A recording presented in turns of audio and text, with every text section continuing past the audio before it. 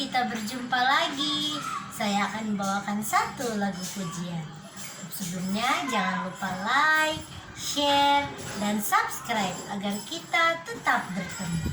Rahmat-Mu ya Tuhan tak terduga, betapa besarnya dalam dunia, terdapat di darat, laut, dan udara.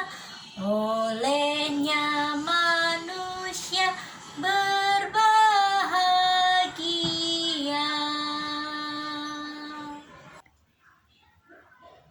Puji Tuhan, kita dapat berjumpa kembali hari ini untuk mendengarkan cerita yang menarik dari dalam buku Alkitab.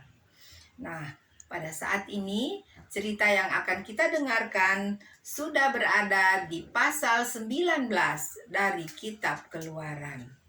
Tetapi sebelum kita melanjutkan cerita di pasal 19 ini, saya akan mengingatkan sedikit tentang cerita di pasal yang lalu atau di pasal 18. Di pasal 18 menceritakan bahwa Musa dikunjungi oleh mertuanya yang bernama Jitro. Dan Bapak Jitro membawa istri dan kedua anak daripada Musa, yaitu anak Musa yang pertama bernama Gersom. Nah, pada saat Musa mendapatkan anaknya yang pertama, dia mengatakan bahwa aku telah menjadi seorang pendatang di negeri asing. Dan setelah dia mendapatkan anaknya yang kedua yang bernama Eliezer, dia mengatakan, Allah Bapakku adalah penolongku. Dan pada saat itu juga papa mantu daripada Musa atau Imam Jitro ini mengatakan kepada Musa bahwa Musa menjadi hakim kepada bangsa Israel itu tidak seperti apa yang dia sedang lakukan pada saat itu, yaitu Musa menangani semua perkara atau masalah daripada bangsa Israel. Nah, Jitro melihat hal itu kurang baik karena Musa pastinya akan merasa sangat lelah, dan bangsa Israel juga akan lama baru mereka mendapatkan keputusan daripada masalah mereka. Nah, oleh sebab itu Jitro menganjurkan sesuatu hal yang baik untuk meringankan pekerjaan daripada Musa. Nah, itu cerita di pasal 18 yang lalu. Nah, saat ini kita akan memasuki cerita di pasal 19. Judul daripada cerita di pasal 19 ini adalah Tuhan menampakkan diri di Gunung Sinai. Nah, jadi ada juga di Alkitab yang lain mengatakan padang belantara Torsina, ya. Nah, jadi Gunung Sinai itu sama juga dengan padang belantara Torsina.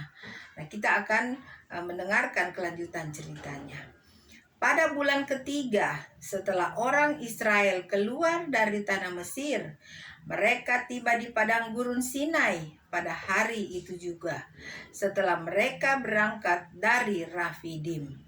Tibalah mereka di padang gurun Sinai, lalu mereka berkemah di padang gurun. Orang Israel berkemah di sana di depan gunung itu. Nah, jadi setelah dikatakan 3 bulan ya bangsa Israel keluar daripada tanah Mesir, mereka tiba di tempat ini atau di padang gurun Sinai ini. Nah, mereka tiba di padang gurun Sinai ini setelah mereka juga dari Rafidim, kemudian mereka berkemah di depan daripada gunung Sinai ini. Nah, selanjutnya ayat 3. Lalu naiklah Musa menghadap Allah, dan Tuhan berseru dari gunung itu kepadanya, beginilah kau katakan kepada keturunan Yakub, dan kau berikan kepada orang Israel, Kamu sendiri telah melihat apa yang kulakukan kepada orang Mesir, dan bagaimana aku telah mendukung kamu di atas sayap Raja Wali dan membawa kamu kepadaku. Jadi sekarang jika kamu sungguh-sungguh mendengarkan firman-Ku dan berpegang pada perjanjian-Ku, maka kamu akan menjadi harta kesayangan-Ku sendiri dari antara segala bangsa, sebab Akulah yang empunya seluruh bumi. Nah, jadi pada saat mereka sudah berkemah di depan daripada Gunung Sinai ini, Musa naik ke gunung, kemudian dia bertemu dengan Tuhan Allah di atas. Dan Tuhan Allah mengatakan ayat yang kita baru saja baca tadi ya. Tuhan Allah mengingatkan kembali kepada Musa bagaimana akan perlindungan, pimpinan, kasih sayang Tuhan yang Tuhan Allah sudah nyatakan kepada dikatakan di sini kepada keturunan Yakub ya, yaitu bangsa Israel tentunya ya. Nah, kemudian Tuhan menyambung kembali. Tuhan mengatakan kepada Musa, jadi sekarang jika kamu sungguh-sungguh mendengarkan firman-Ku dan berpegang pada perjanjian-Ku, maka kamu akan menjadi harta kesayangan-Ku sendiri dari segala bangsa, sebab Akulah yang empunya seluruh bumi. Nah, itu yang ditekankan oleh Tuhan Allah kepada Musa, yang harus Musa sampaikan kepada bangsa Israel. Nah, selanjutnya di ayat 6. Kamu akan menjadi bagiku kerajaan imam dan bangsa yang kudus. Inilah semuanya firman yang harus kau katakan kepada orang Israel. Lalu datanglah Musa dan memanggil para tua-tua bangsa itu dan membawa ke depan mereka segala firman yang diperintahkan Tuhan kepadanya. Seluruh bangsa itu menjawab bersama-sama, segala yang difirmankan Tuhan akan kami lakukan. Nah, setelah Tuhan Allah selesai mengucapkan perkataan yang tadi kepada Musa dan Musa turun dari gunung itu, kemudian Musa memanggil para tua-tua daripada bangsa Israel. Dan kemudian Musa menyampaikan semuanya apa yang dikatakan oleh Tuhan Allah kepada bangsa Israel. Dan tua-tua bangsa Israel pada saat itu menjawab bahwa segala yang difirmankan Tuhan akan kami lakukan. Nah, kemudian apa yang terjadi? Lalu Musa pun menyampaikan jawab bangsa itu kepada Tuhan. Berfirmanlah Tuhan kepada Musa. Nah, jadi setelah bangsa Israel memberi jawaban yang seperti itu, kemudian Musa juga menyampaikan kepada Tuhan Allah jawaban mereka itu. Dan di ayat 9, berfirmanlah Tuhan kepada Musa, sesungguhnya aku akan datang kepadamu dalam awan yang tebal, dengan maksud supaya dapat didengar oleh bangsa itu apabila aku berbicara dengan engkau, dan juga supaya mereka senantiasa percaya kepadamu. Lalu Musa memberitahukan perkataan bangsa itu kepada Tuhan. Nah, jadi Musa kemudian naik lagi untuk bertemu kepada Tuhan Allah. Dan kemudian Tuhan Allah mengatakan lagi bahwa Tuhan Allah akan berbicara lagi kepada Musa supaya dikatakan supaya bangsa Israel itu dapat percaya kepada Musa ya. Nah, kemudian ayat 10. Berfirmanlah Tuhan kepada Musa, pergilah kepada bangsa itu, suruhlah mereka menguduskan diri pada hari ini dan besok, dan mereka harus mencuci pakaiannya. Menjelang hari ketiga, mereka harus bersiap, sebab pada hari ketiga Tuhan akan turun di depan mata seluruh bangsa itu di Gunung Sinai. Nah, selanjutnya Tuhan mengatakan kepada Musa bahwa pergilah turun dan menyampaikan sesuatu hal lagi kepada bangsa Israel, yaitu engkau menyuruh akan mereka untuk menguduskan diri mereka pada hari itu juga dan besok hari, dan kemudian mereka harus mencuci pakaian mereka, artinya mereka harus membersihkan diri mereka ya.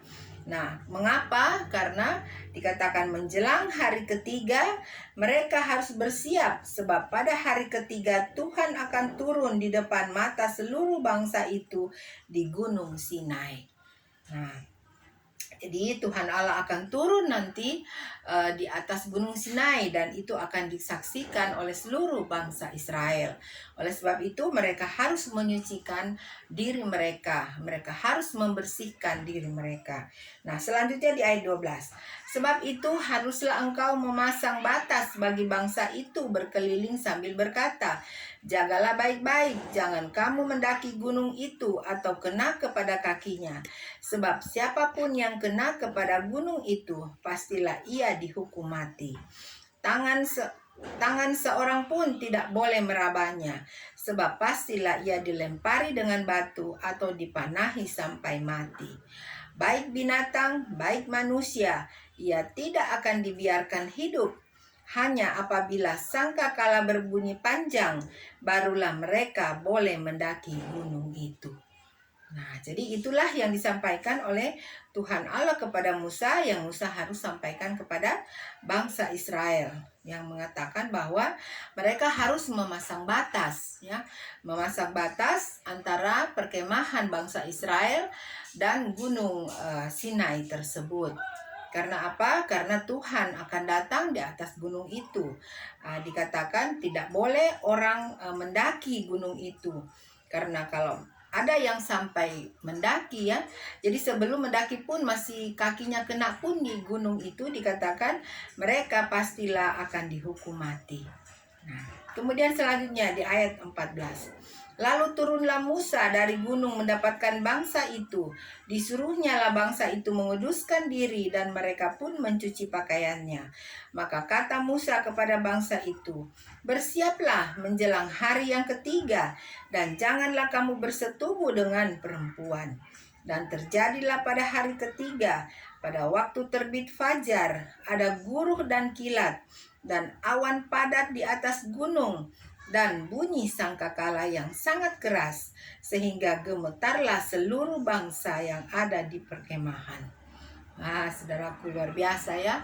Jadi benar, setelah bangsa Israel menyucikan atau membersihkan diri mereka, setelah menjelang 3 hari, yaitu dikatakan waktu terbit fajar, ya.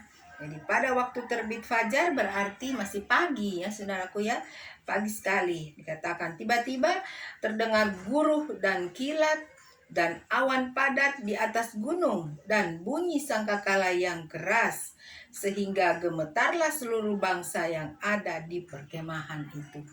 Luar biasa sekali, ya. Kalau mau hujan, tentunya kita sering mendengarkan petir, kita mendengarkan guruh, ya. Guruh itu sudah sangat menakutkan, biasanya menggelegar, ya. Dan apalagi ini luar biasa sekali, dikatakannya ada bunyi sangkakala lagi yang sangat keras terdengar. Dan kemudian ada awan yang padat dan ada kilat. Nah, jadi itu semua yang bangsa Israel saksikan pada saat itu. Jadi betapa mereka ketakutan melihat kuasa Tuhan Allah yang akan datang ke atas gunung Sinai itu. Nah, selanjutnya, lalu Musa membawa bangsa itu keluar dari perkemahan untuk menjumpai Allah, dan berdirilah mereka pada kaki gunung. Gunung Sinai ditutupi seluruhnya dengan asap, karena Tuhan turun ke atasnya dalam api. Asapnya membumbung seperti asap dari dapur, dan seluruh gunung itu gemetar sangat. Bunyi sangkakala kian lama kian keras. Berbicaralah Musa, lalu Allah menjawabnya dalam guruh. Jadi luar biasa, saudaraku, ya, peristiwa pada saat itu. Dikatakan Tuhan turun ke atas gunung Sinai dalam api, dan kemudian terlihat asap, ya, asap yang mengikuti akan api itu, ya, atau asap terlihat dari atas gunung Sinai itu. Dikatakannya seperti asap dari dapur, dan seluruh gunung itu gemetar sangat. Bunyi sangkakala kian lama kian keras. Wah, luar biasa ya. Jadi memang sangat ketakutan ya, sangat ketakutan bangsa Israel pada saat itu ya, melihat kuasa Allah yang sedang terjadi, yang sedang turun ya, yang sedang mereka saksikan ya. Jadi seakan-akan mereka nggak mampu untuk melihat atau menyaksikan eh, keadaan yang seperti itu, tetapi mereka harus melihatnya karena itu yang dikatakan oleh Tuhan Allah. Dan kemudian berbicaralah Musa, lalu Allah menjawabnya dalam guru. Lalu turunlah Tuhan ke atas gunung Sinai, ke atas puncak gunung itu. Maka Tuhan memanggil Musa ke puncak gunung itu, dan naiklah Musa ke atas. Nah, jadi setelah Tuhan Allah turun ke atas puncak gunung Sinai, maka Tuhan Allah memanggil Musa untuk naik menjumpai akan Tuhan Allah. Nah, selanjutnya di ayat 21. Kemudian Tuhan berfirman kepada Musa, turunlah, peringatkanlah kepada bangsa itu, supaya mereka jangan menembus mendapatkan Tuhan hendak melihat-lihat, sebab tentulah banyak dari mereka akan binasa. Juga para imam yang datang mendekat kepada Tuhan, haruslah menguduskan dirinya, supaya Tuhan jangan melanda mereka. Lalu berkatalah Musa kepada Tuhan, tidak akan mungkin bangsa itu mendaki gunung Sinai ini, sebab engkau sendiri telah memperingatkan kepada kami. Demikian pasanglah batas sekeliling gunung itu, dan nyatakanlah itu kudus. Lalu Tuhan berfirman kepadanya, pergilah, turunlah, kemudian naiklah pula engkau beserta Harun, tetapi para imam dan rakyat tidak boleh menembus untuk mendaki menghadap Tuhan, supaya mereka jangan dilanda. Nah, jadi saudaraku, peringatan ini kembali dikatakan oleh Tuhan Allah kepada Musa pada saat Musa naik menemui Tuhan Allah di atas atau di puncak gunung Sinai itu ya. Jadi Tuhan mengulangi perkataannya bahwa tidak boleh ada orang yang naik di atas gunung ya. Nanti mereka akan mati. Dan kemudian Tuhan pun menyuruh untuk Musa turun kembali ya, dan kemudian apabila dia naik lagi dia harus beserta dengan Harun ya. Nah, kemudian ayat 25 sebagai ayat terakhir.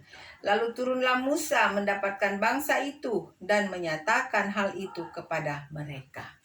Nah, jadi kemudian setelah Tuhan Allah selesai memberitahu lagi peringatan itu, maka dia menyuruh Musa untuk turun dari gunung, dan Musa turun. Nah, saudaraku, inilah cerita dari pasal 19 ya. Jadi cerita dari pasal 19 ini hanya satu, yaitu Tuhan menampakkan diri di gunung Sinai. Jadi ayatnya hanya dari ayat 1 sampai ayat 25. Nah, cerita berikutnya nanti di ayat di pasal 20 itu nanti kita akan melihat lagi sambungan daripada cerita di pasal 19 ini ya.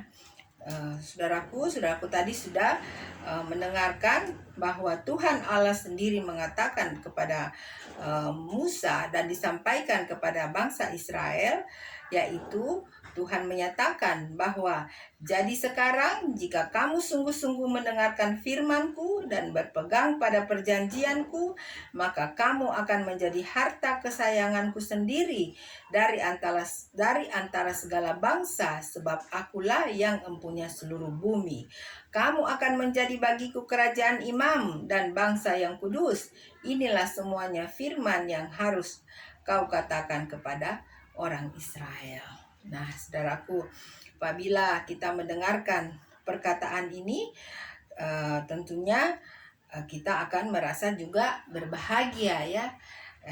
Dan pada saat itu tentunya bangsa Israel juga pada saat mereka mendengarkan perkataan daripada Tuhan Allah, pastilah mereka akan berbahagia ya, sehingga mereka menjawab segala yang difirmankan Tuhan akan kami lakukan. Nah, jadi apabila kita merenungkan akan kata-kata daripada Tuhan Allah ini, kita akan tentunya kembali lagi kita bersukacita ya, karena Tuhan Allah yang sudah mengambil saya dan saudaraku untuk menjadi, dikatakan di sini, untuk menjadi harta kesayangannya, ya. Dikatakan kamu akan menjadi harta kesayanganku sendiri. Wah, luar biasa saudaraku ya. Jadi sangat berbahagia saya dan saudaraku tentunya apabila kita mengambil Tuhan Allah kita sebagai Allah kita yang penuh kasih dan sebagai Allah pencipta langit dan bumi yang sangat mengasihi kita, maka ayat ini menjadi bahagian kita semuanya. Nah, saudaraku, sampai sekianlah perjumpaan kita pada hari ini, dan saya berharap saudaraku dimanapun saja berada, ada di dalam keadaan yang sehat, yang berbahagia, dan selalu diberkati oleh Tuhan. Nah, saudaraku, sampai sekian pertemuan kita. Nanti pada kali berikut kita akan berjumpa lagi. God bless you. Bye.